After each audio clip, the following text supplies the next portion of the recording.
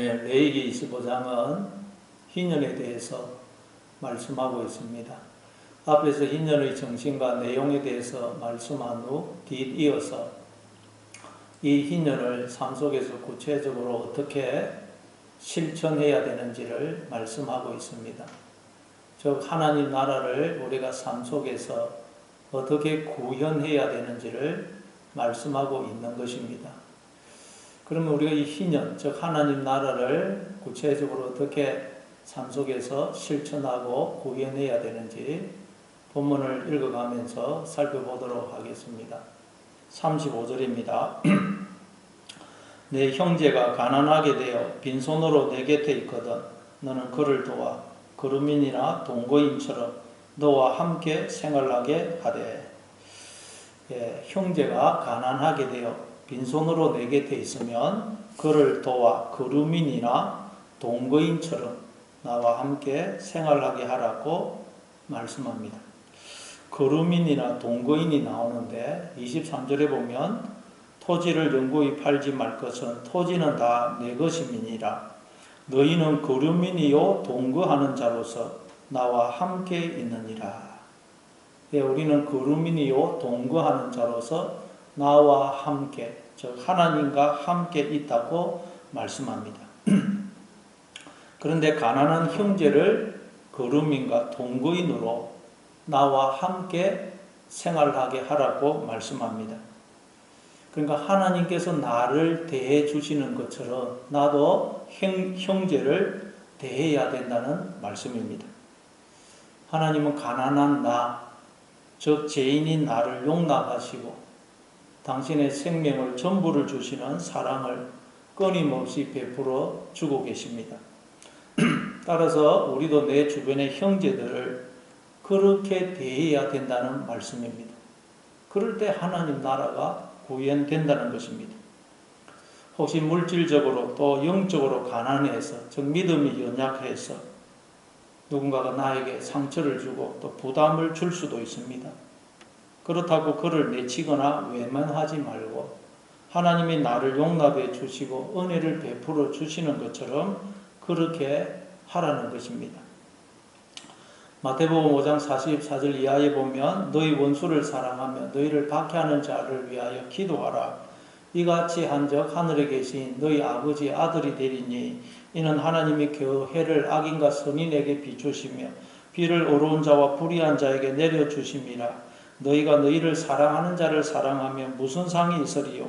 세리도 이같이 아니하느냐? 또 너희가 너희 형제에게만 무난하면 남보다 더하는 것이 무엇이냐? 이방인들도 이같이 아니하느냐? 그러므로 하늘에 계신 너희 아버지의 온전하신가 같이 너희도 온전하라. 그럽니다. 그러니까 하나님이 우리에게 하시는 것처럼 우리도 다른 이들에게 하기를 요구하시는 것은 우리가 하나님의 자녀이기 때문이라는 것입니다. 우리가 하나님의 자녀이기 때문에 하나님의 자녀답게 행하라는 것입니다. 우리가 하나님의 자녀이기 때문에 하나님의 자녀로서의 원래 모습, 원래 그 성품을 회복하라는 것입니다. 하나님의 자녀이기 때문에 하나님 아버지를 그대로 본받으라는 것입니다. 그럴 때 우리의 삶과 심령에 하나님 나라가 임하는 것입니다. 에베소서 5장 1절입니다. 그러므로 사랑을 받는 자녀같이 너희는 하나님을 본받는 자가 되고. 그러니까 여러분 우리가 이 세상을 사는 목적은 하나님이 어떤 분이신지를 알아서 그 하나님을 본받기 위해서입니다. 그런데 하나님을 본받기 위해서는 그냥은 안 됩니다. 그래서 하나님을 본받는 훈련을 하라고 우리 주변의 형제들을, 사람을 허락하신 것입니다.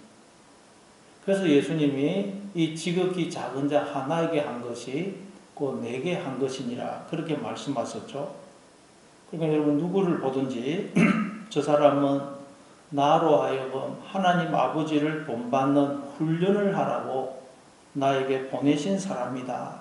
그렇게 생각하고 그를 대하시기 바랍니다. 그리고 또 36절 37절입니다. 너는 그에게 이자를 받지 말고 내 하나님을 경외하여 내 형제로 너와 함께 생활하게 할 것인즉 너는 그에게 이자를 위하여 돈을 구워주지 말고 이익을 위하여 내 양식을 구워주지 말라. 가난한 형제에게 돈이나 양식을 구워줄 때 이자를 받지 말라고 말씀합니다. 자본주의 시대를 살아가는 오늘 우리에게는 이게 잘 이해가 안 되고 안 맞을 수가 있습니다. 그러나 이 말씀에 담긴 정신은 무엇이냐? 우리에게 주어진 모든 것은 내 것이 아니라는 사실입니다. 내게 주어진 모든 것이 내 것이라면 내가 마음대로 할 수 있습니다. 이자도 받을 수 있고 마음에 안 드는 사람은 안 빌려줄 수도 있습니다. 그러나 내게 주어진 모든 것은 내 것이 아니고 하나님의 것입니다. 우리는 하나님의 것을 맡아서 관리하는 청지기일 뿐입니다. 나에게 주어진 생명도 재능과 은사도 물질도 내 것이 아닙니다. 내가 뭔가 깨달은 것이 있다. 그것도 내 것이 아닙니다. 모든 것은 하나님이 그저 은혜로 선물로 주신 것입니다.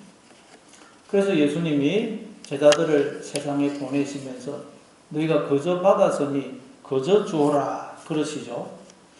그러니까 하나님께서 우리에게 은혜와 생명과 복을 주신 것은 그것을 하나님의 자녀이면서 가난한 형제인 자들에게 나누어 주라고 주셨다는 것입니다. 다시 말해 하나님은 나를 통해서 은혜와 복을 당신의 자녀들에게 주기를 원하신다는 것입니다. 즉 하나님은 우리를 하나님의 그 일에 은혜와 생명과 복을 나눠주는 그 하나님의 일에 우리를 동력자로 부르신 것입니다. 그래서 예수님이 오병이어의 기적을 행하실 때도 직접 그것들을 사람들에게 나누어주지 않으시고 제자들을 통해서 나누어주게 하시죠. 이처럼 하나님은 우리를 사람들에게 은혜와 사랑과 복을 나눠주는 그 하나님의 일에 동력자로 부르신 것입니다. 그러니 얼마나 영광스럽고 복된 일입니까?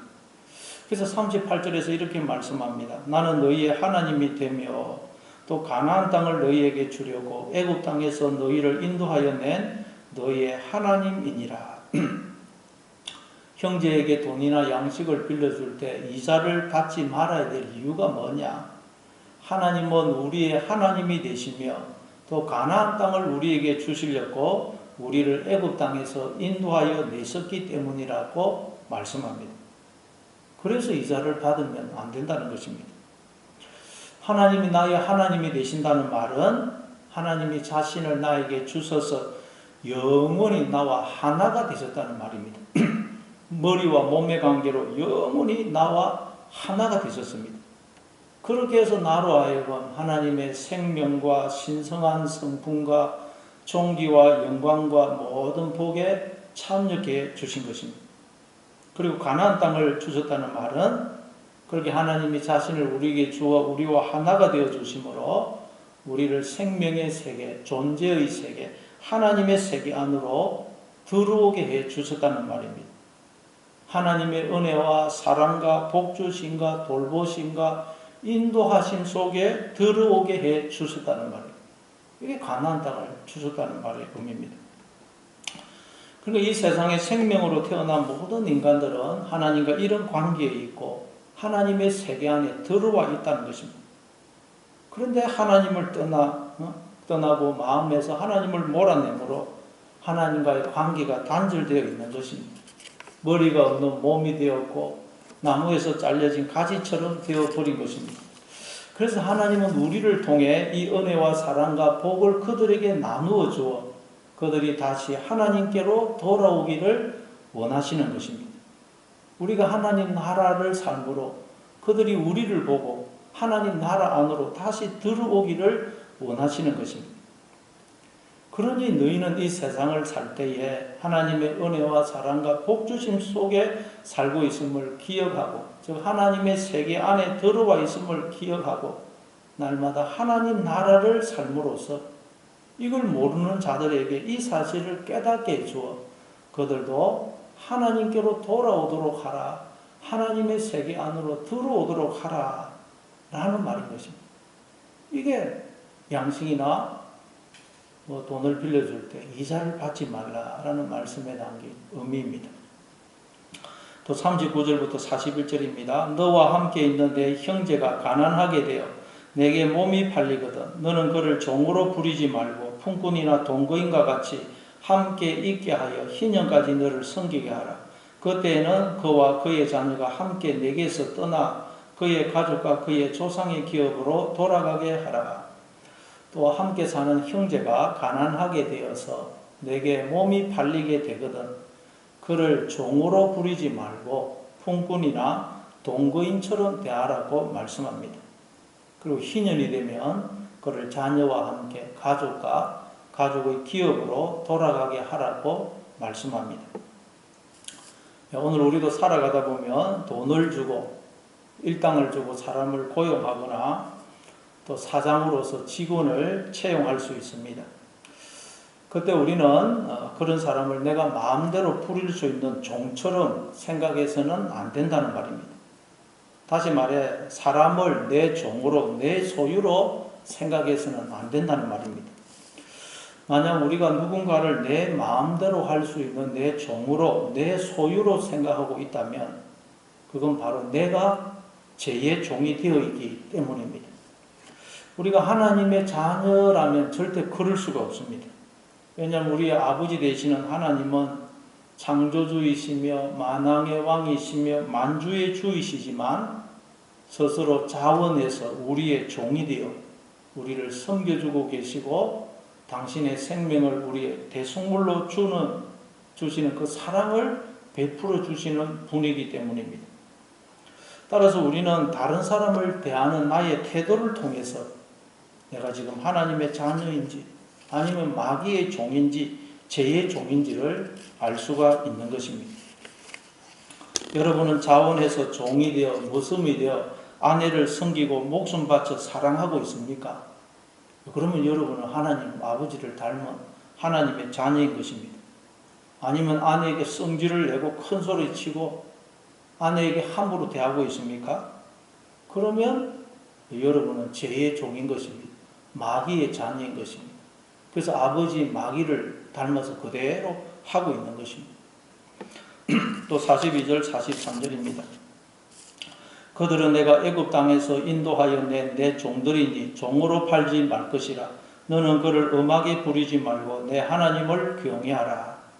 같은 동족, 즉 같은 이스라엘 사람을 종으로 부려서는 안 되는 이유를 말씀합니다. 그 이유가 무엇이라고요?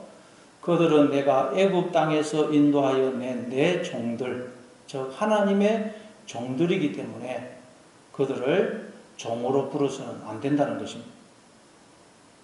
이스라엘 백성들은 다 하나님의 종이라는 것, 다 하나님의 소유라는 것입니다.